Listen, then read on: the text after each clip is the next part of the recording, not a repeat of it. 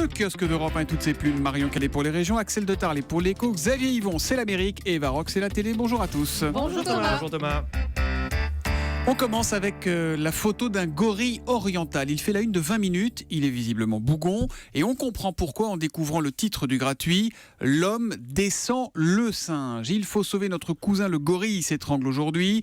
Le gorille mais aussi le zèbre, le koala ou encore le pangolin. Tiens, vous savez ce que c'est qu'un pangolin ou pas ? Non. Un pangolin c'est comme un petit dinosaure là, couvert d'écailles avec des courtes pattes, un peu comme moi, museau pointu. Et il paraît que ces écailles seraient aphrodisiaques et anti-allergiques, c'est pour ça qu'il se fait chasser. Voilà, le chaud le à l'envers, pangolin. disait Pierre Desproges. Un artichaut, c'est bien trouvé. Ah, c'est bien. Bon, et on peut le faire, sauver l'animal, puisque c'est bien l'homme qui est la principale menace pour la biodiversité. La preuve avec le panda, espèce rescapée, nous dit Libération. Rescapée grâce à la préservation toute simple des bambous. D'où ce titre, la Chine tient le bambou. Voilà. Dany y reviendra dans une heure. Il y a une autre espèce en voie de disparition, c'est la femme dans la primaire de droite. Alors Libération s'interroge, faut-il sauver NKM ?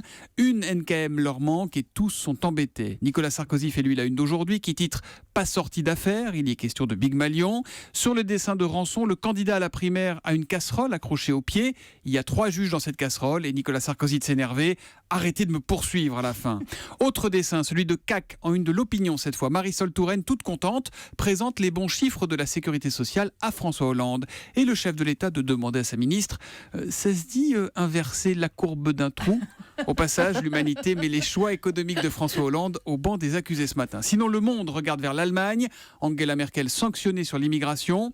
Même direction pour Direct Matin qui s'interroge sur la fin du règne. Enfin, l'équipe salive avant le quart de finale Pouille mon fils ce soir à l'US Open. C'est carrément un avis de tornade à la une. Marion Calais, 3-1 dans la presse régionale à présent. Le brasier marseillais à la une de la Provence, le parc des Calanques en enfer, titre le quotidien. Les habitants de 3 quartiers de la ville ont été invités à ne pas rejoindre leur domicile hier soir. Dans Nord Littoral, l'apaisement à Calais après les manifestations d'hier. Les manifestants ont obtenu la promesse de nouveaux effectifs policiers. Et puis dans l'Union, 3000 étudiants privés de rentrer à Reims en cause l'occupation d'une partie du campus par des gens du voyage. L'histoire du jour concerne Elise Moon, même pas drôle. Et qui a dû payer pour ça. C'est ce que révèle dans Ouest France l'organisateur d'un festival d'humour à Bagnoles-de-l'Orne. Un homme piqué au vif par de récentes déclarations d'Elise Moon, qui ce week-end a décrit le spectacle qu'il a donné en avril dans l'Orne comme l'une des pires soirées de sa vie. Et cette petite phrase a considérablement agacé le directeur du festival. Il décide donc aujourd'hui de révéler qu'il y a quelques semaines, il a obtenu de la justice le remboursement d'une partie des frais engagés pour faire venir l'humoriste. Ce soir-là, dit-il, il n'a pas été bon. Il aurait pu au moins présenter des excuses. Il manquait 20 minutes au spectacle, 1h10 au lieu d'1h30. La salle n'applaudit pas et découvre en plus à la sortie une vidéo dans laquelle Elise Moon qualifie Bagnoles-de-l'Orne de trou du cul du monde. Ça fait beaucoup. Mais l'affaire est close, assure l'organisateur, qui voulait montrer qu'il était allé jusqu'au bout.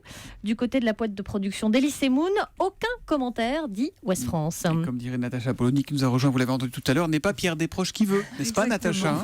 Axel de Tarlet, le rêve de la maison connectée face à la réalité, c'est-à-dire dans le monde, ça vous a passionné ? Exactement, parce que se tient en ce moment à Berlin le salon de l'électronique où l'on présente la maison connectée, la maison du futur. Alors c'est quoi ? On nous prédit que dans 6 ans, il y aura 500 objets connectés dans chaque maison. Alors je vais vous donner quelques exemples. Vous allez dire si ça vous fait envie.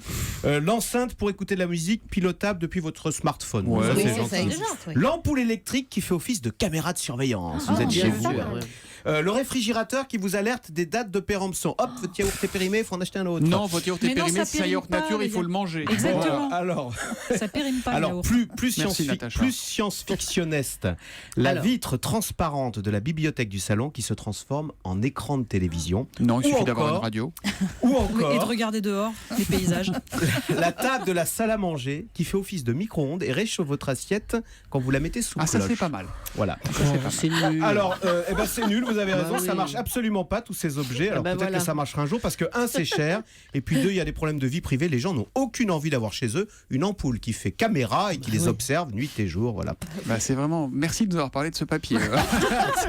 Non, ce qui est amusant, juste une petite truc, c'est que cette maison connectée, on en parlait dans le film Retour vers le futur 2 dans les années Ah 80. oui, c'est vrai. Et oui, McFly arrive en 2015, c'est-à-dire maintenant. Et ça ressemble à ça. Et les objets obéissent à sa voix et les ampoules s'allument quand elles détectent des mouvements. Vous voyez finalement, le cinéma est capable d'anticiper sur la vie du futur. Tiens, quelque chose qui ressemble au cinéma, c'est la campagne américaine. Une histoire de campagne dans la presse américaine avec notre correspondant en direct de New York, Xavier Yvon. Xavier, ce matin, à vos marques, préparez. Le sprint final vers l'élection est déjà lancé.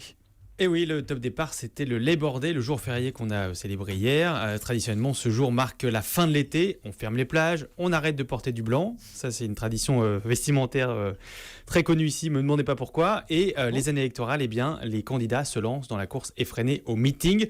Pour les gens normaux, l'élection commence maintenant, écrit Chris Cillizza. Bon, alors pas pour lui, parce que Chris Cillizza, il est journaliste au Washington Post. Il est drogué à la politique.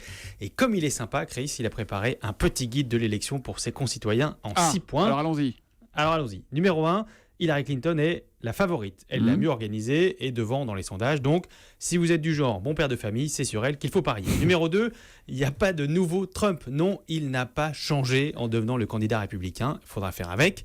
Numéro 3, en fait, le public ne veut ni de l'un, ni de l'autre. Va donc falloir vous décider pour le candidat que vous détestez le moins, etc. Jusqu'au 6e et dernier point. Notez bien le 26 septembre. Le 26 septembre, c'est la date du premier débat télévisé. Il devrait être le plus regardé de l'histoire. Trump va arriver en outsider et ça peut partir dans tous les sens, se délecte le journaliste qui conclut.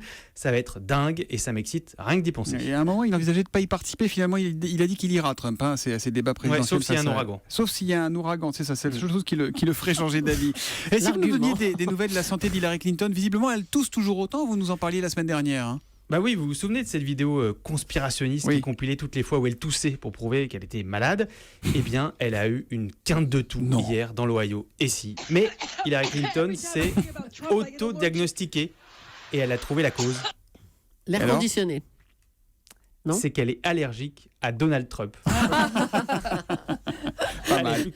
Plus que 63 jours à tenir. Bon, on les tiendra avec plaisir avec vous dans le kiosque Xavier Yvon. En attendant, on va regarder la télé ce soir, Arte 20h55, Trafic d'art, Eva Rock. Oui, si je vous dis que ce documentaire, alors, qui est construit vraiment comme une enquête à la Sherlock Holmes, s'intéresse au 3e trafic au monde après la drogue et les armes, d'après vous, de quoi s'agit-il? Le trafic d'art, comme des œuvres d'art, exactement. Comme le dit le titre. Voilà. Le montant estimé du trafic en question, 6 milliards d'euros. Alors, il ne faut pas imaginer un petit réseau entre passionnés d'archéologie, c'est vraiment une question d'organisation criminelle internationale. Et vous allez découvrir, par exemple, Arthur Brown, il est détective privé, il passe son temps à traquer des objets aux origines douteuses et avant tout rendez-vous avec un marchand d'art, il enfile une veste qui est très bien équipée. Ça, c'est une caméra et un micro. J'espère que les gens parleront bien devant la caméra et dans le micro. Non, je n'ai pas peur. Parfois, les gens le regardent, mais je ne me suis jamais fait prendre. Et il arrive à attraper des marchands d'art qui, évidemment, revendent illégalement des œuvres. Et alors, après des années d'enquête, il résume parfaitement la situation. Donc, les marchands d'art ne veulent rien dire, les collectionneurs ne veulent pas savoir, et la police n'a pas le temps. C'est donc un circuit en vase clos où tout le monde ferme les yeux.